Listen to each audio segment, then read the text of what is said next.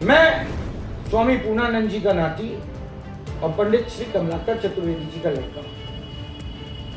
ऐसे बेईमान नेता मुझे खरीद कर कभी बी टीम पे खड़ी नहीं कर सकते। शिवा जी, हाल ही में बीजेपी ने आपके परिवार को ब्राह्मण समाज से जुड़ा एक बड़ा पद दिया है, इसे आप किस नजरिए से देखते हैं? कुल मिला के देखिए, बीजेपी सिर्फ मेरे परिवार में नहीं, कई परिवारों में ऐसा खेल खेलती है और परिवार को परिवार से लड़ाने का काम करती है। लेकिन बीजेपी ये नहीं समझ पाई कि ये राम लक्ष्मण की जोड़ी है, इनको तोड़ना आसान नहीं है।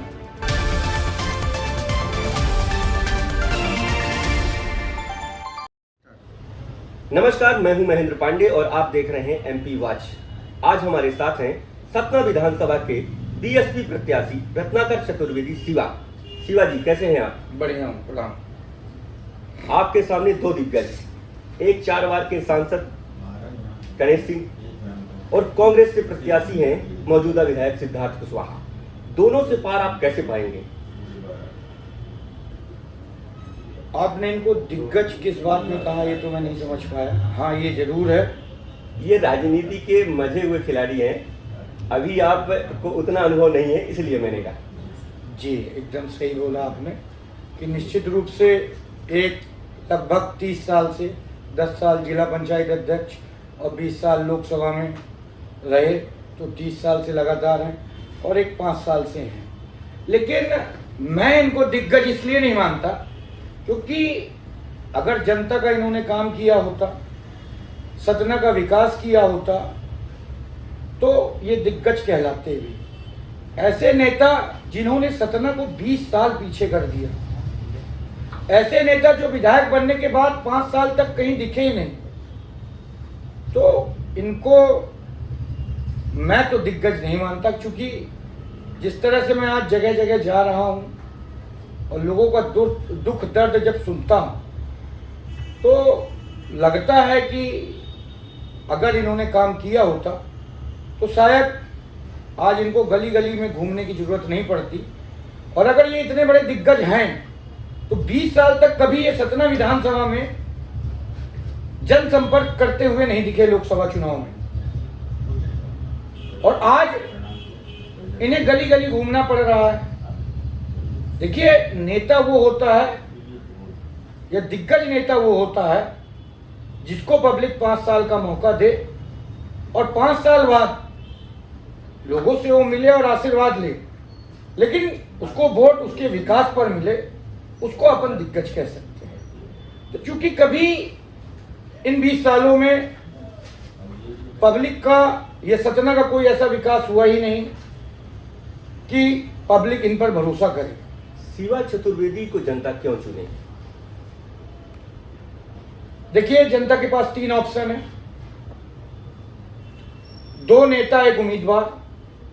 उम्मीदवार का मतलब होता है जिससे आपकी उम्मीदें हैं। तो एक से जनता 20 साल से उम्मीद लगाए बैठी हुई है, तो वो कितना उम्मीदों में खरे उतरे जनता की, ये उनको भी मालूम है और जनता को भी मालूम। और एक से 5 साल से उम्मीद लगाए हुए बैठी, जिसका जवाब जनता ने उनको महापौरी के चुनाव में दिया। और तीसरा मैं, जो कि अभी पहली बार विधानसभा का चुनाव लड़ने जा रहा हूं और निश्चित रूप से जनता की उम्मीदें हैं और मैं विश्वास दिलाता हूं कि मैं उन उम्मीदों में खरा उतरूंगा। और जब भी ऐसा कभी जरूरत पड़ी है लोगों को, तो ऊपर वाले की कृपा से उनके साथ मैं खड़ा रहा हूं, जिसका प्यार और आशीर्वाद आज मुझे मिल रहा है। इसलिए मुझे ऐसा लगता है और मुझे विश्वास है कि जनता का आशीर्वाद और प्रेम मेरे साथ रहेगा। शिवा जी, आप बीजेपी में रहे, भाजयुमो के जिला अध्यक्ष रहे, अच्छी खासी राजनीति आपकी पॉलिटिक्स चल रही थी बीजेपी में।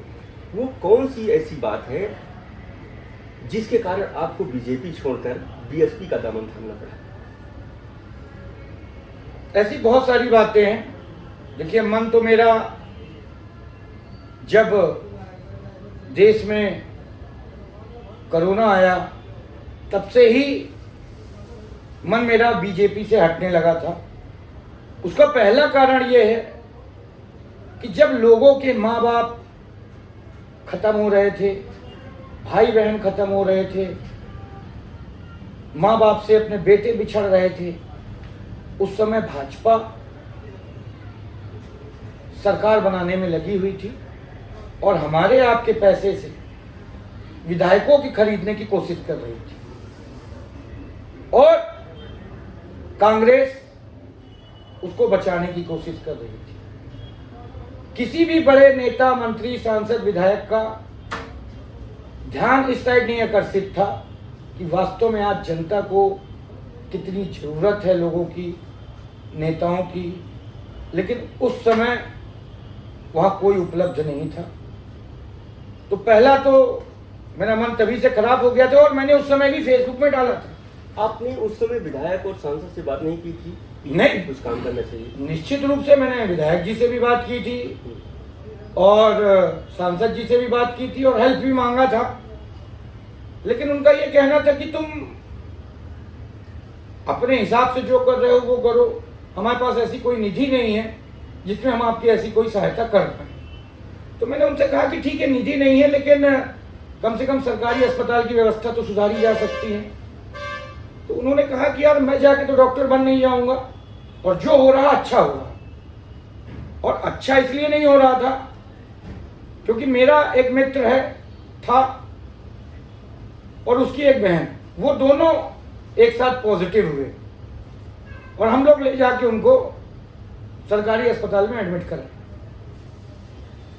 दूसरे दिन जब हम लोग उनसे नॉर्मल मिलने गए, क्योंकि पहले वो इतने सीरियस नहीं थे, तो ये था कि दवाई होगी और बाहर निकल आएंगे। दूसरे दिन जब हम लोग उनसे मिलने गए तो वो बेड से उठकर हाथ जोड़ जोड़ कर मुझसे बोल रहे थे कि भैया मुझे बचा लीजिए, मुझे बचा लीजिए, मुझे और जीना है।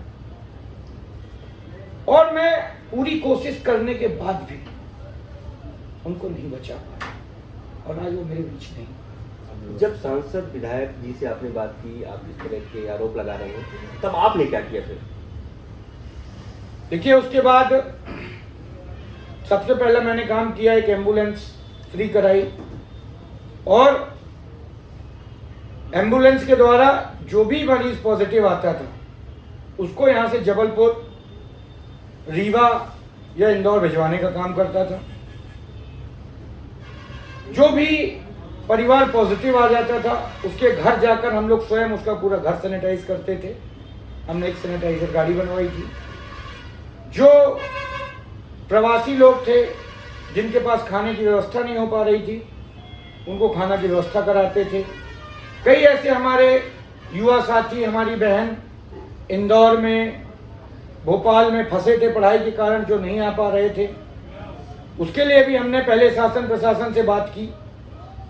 लेकिन हमको जब कोई मदद नहीं मिली तो फिर मैंने उनके लिए अपनी बसेस भेजी और उन्हें सतना तक फ्री बुलाया। फ्री? हाँ, एकदम फ्री। आप अभी भी ऐसे कई लोग हैं जिनसे आप बात कर सकते हैं, जान सकते हैं। और उस समय ऑक्सीजन की बड़ी कमी हो रही थी। लगातार डॉक्टरों से और नेताओं से बात करने के बाद भी ऑक्सीजन उपलब्ध नहीं करा पा रहे थे। तो मैंने ऑक्सीजन कंसंट्रेटर भी मंगाए थे और उस समय मैंने लगभग 25 कंसंट्रेटर सरकारी अस्पताल को दिए थे और 10 अपने पास रखे थे, जो कि आज भी रखे हुए हैं। तो ऐसे कई काम थे जो भगवान की कृपा से मेरे द्वारा हो सकते थे, वो मैंने किया। शिवा जी, हाल ही में बीजेपी ने आपके परिवार को ब्राह्मण समाज से जुड़ा एक बड़ा पद दिया है, इसे आप किस नजरिए से देखते हैं? देखिए, पहली बात तो जो बीजेपी ने पद दिया है उसका कोई गठन अभी मध्य प्रदेश में नहीं हुआ। जल्दीबाजी में और लोगों को धोखे में रखने की आदत ही है बीजेपी की। तो धोखे में रखने के लिए उन्होंने जो है एक पद हमारे परिवार में दिया। और कुल मिला के देखिए, बीजेपी सिर्फ मेरे परिवार में नहीं, कई परिवारों में ऐसा खेल खेलती है और परिवार को परिवार से लड़ाने का काम करती है। लेकिन बीजेपी ये नहीं समझ पाई कि ये राम लक्ष्मण की जोड़ी है, इनको तोड़ना आसान नहीं है। ठीक है, आज राजनीतिक बात है तो राजनीति में उनकी कुछ अलग विचारधारा होगी, हमारी कुछ अलग विचारधारा होगी, और वो अपने विचारधारा से चलते हैं, हम अपने विचारधारा से चलते हैं। हम भी उसमें रहे 15 साल, लेकिन हमने आपको बताया कि 15 साल रहने के बाद जब मैं अपने भाई जैसे दोस्त को नहीं बचा पाया, अपनी बहन को नहीं बचा पाया, तो फिर मैं किस बात का नेता हूं, किस बात की मेरी पार्टी। उसी समय से मेरा मन खराब हो गया। एक आखिरी सवाल, एक जन चर्चा है कि बीएसपी बीजेपी की बी टीम है, इस पर आप क्या कहना चाहेंगे? जब आदमी को अपनी हार सामने दिखने लगती है तो वो तरह तरह के हथकंडे अपनाती है, और निश्चित रूप से बीजेपी को अपनी हार दिख रही है।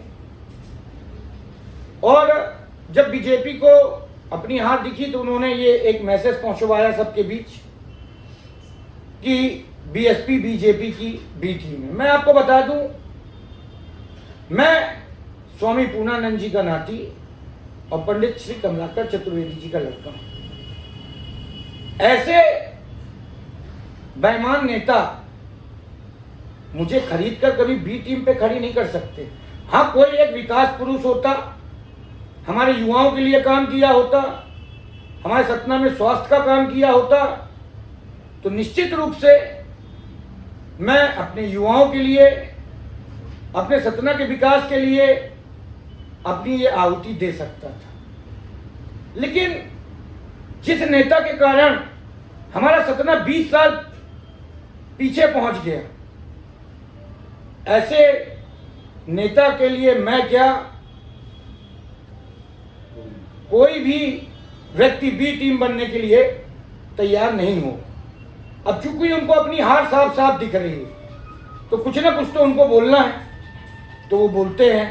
आज स्थिति ये है कि पत्रकार अगर उनसे पूछ लें कि आप अपने 20 साल के लोकसभा कार्यकाल के 20 काम भी गिना दें तो वो 10 काम भी नहीं गिना पाते और पत्रकार के ऊपर खिसिया जाते हैं। तो ऐसे लोगों के लिए स्वामी पूर्णानंद जी का नाती कभी नहीं बिक सकता।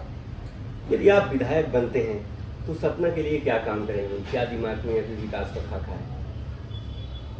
सबसे पहला स्वास्थ्य का काम करूंगा, सरकारी अस्पताल की हालत सुधारूंगा। आज आप देखिए, एक बेड में 3-3 लोग एडमिट हैं, कहीं जमीन में एडमिट हैं, जगह नहीं मिल रही तो बाथरूम के सामने एडमिट हैं। और यही व्यवस्था आप दूसरे शहरों में देख लें, रीवा में देख लें, जबलपुर में देख लें, तो आपको तीनों शहर में अंतर समझ में आ जाएगा। तो पहला काम स्वास्थ्य के लिए किया जाएगा। दूसरा काम युवाओं को रोजगार दिलाने के लिए किया जाएगा, और वो कोई बातों में नहीं किया जाएगा, उसका एक प्लान है। आप देखिए, हमारे सतना में 5-6 फैक्ट्रियां हैं, लेकिन आज कोई भी नेता उनके लिए लड़ने को तैयार नहीं है कि आप जो भी प्रदूषण करते हो उससे हमारा पानी प्रदूषित होता है, हमारा वायुमंडल प्रदूषित होता है, जिससे कि हमारे परिवार को, हमारे बच्चों को नुकसान होता है, और फायदा तो कुछ भी नहीं होता। तो कम से कम यही फायदा दें कि 30 से 40% वो युवा हमारे सतना लोकल के भर्ती करें। लेकिन ऐसा कोई नेता उनके बीच नहीं आया जो उनके हक की बात करे और फैक्ट्रियों से लड़े। आखिरी सवाल बोला था, 2 सवाल हो गए आपके और ज्यादा। ये कि आपका मुकाबला किससे है? बीजेपी से है कि कांग्रेस से? जिस तरह से जनता का आशीर्वाद मिल रहा है उस तरह से तो मुझे लगता है कि जनता के चरणों के आशीर्वाद से मैं सबसे आगे हूं। और रही मुकाबले की बात, तो देखिए, मैंने तो अपने आप को धर्म युद्ध में सब कुछ दांव में लगाकर झोंक दिया, और अपने आप को झोंका है तो सतना के विकास के लिए, अपने युवाओं के लिए और यहां की जनता के लिए। तो मैं इतना विश्वास रखता हूं, इतना विश्वास करता हूं कि जनता भी जानती है कि आज मेरा सब कुछ दांव में लगा है, और दांव में लगाकर मैंने अपने आप को जो झोंका है इस धर्म युद्ध में, उसका प्यार और आशीर्वाद जब मैं जनता के पास पहुंचता हूं तो मुझे मिलता है, दिखता है। और रही मुकाबले की बात, तो वैसे तो देखा जाए तो चुनाव है, मुकाबला अपने अपनी जगह सबसे है, लेकिन अगर कहीं इन्होंने विकास के काम किए होते या जनता की मदद की होती तो मुकाबला ज़्यादा कठिन होता। 20-20 साल से जनता इनसे उम्मीद लगाए बैठी है। जब बड़े पद में रहकर इन्होंने जनता के काम नहीं किए तो छोटे पद में रहकर क्या काम कर लेंगे। आपको लग रहा है कि चुनाव जीत रहे हैं आप? बातचीत करने के लिए बहुत बहुत शुक्रिया शिवा जी। ये थे बसपा के प्रत्याशी रत्नाकर चतुर्वेदी शिवा, जिन्होंने MP वाज के साथ बातचीत करते हुए बड़े बेबाकी के साथ कहा कि सतना के लिए वो अपना सब कुछ दांव पे लगा चुके हैं और आगे भी जो जरूरत पड़ेगी वो करेंगे।